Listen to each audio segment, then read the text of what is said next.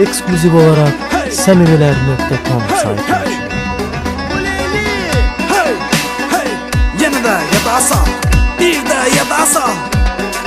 Mənə görə sən, bil kimsən. Ey sessiz, ey show business, ey artist. Səhnən yox ancaq xalq bir bilsin bunu kimdir, kimi aslan, kimləri qurd qapacaq. Hey lady, yoxdur xeyri, kim neydi, kimlərdən qaçacaq. Hey həmdə, hər gündəmdə, şov xəbərlərdə meydanı qurd basacaq. Sizdən bizə örnək, yamaral ya da ördək. Şair qalıb bir kənarda yenə danışır pəltək.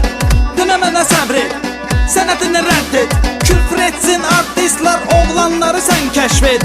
Yenə efir olsun, yenə bir o dolsun. Başımıza yüz min sovrulsun. Eurovision uçsun, hədəfi yerinə vursun.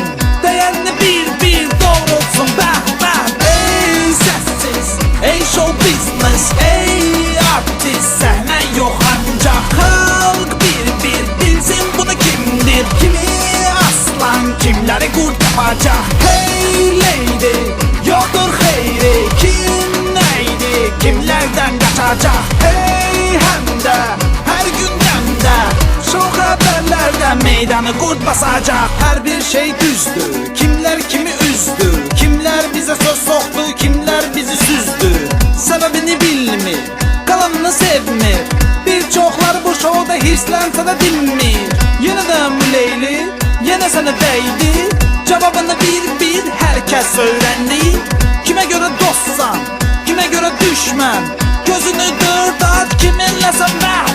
Ey səssiz, ey show business, ey artist. Səhnən yox ancaq xalq bir bilsin bunu kimdir, kimi aslan, kimləri qurd qapacaq. Hey lady, yoxdur xeyri, kim neydi, kimlərdən qaçacaq. Hey həmdə, hər gündəmdə, şov xəbərlərdə meydanı qurd basacaq.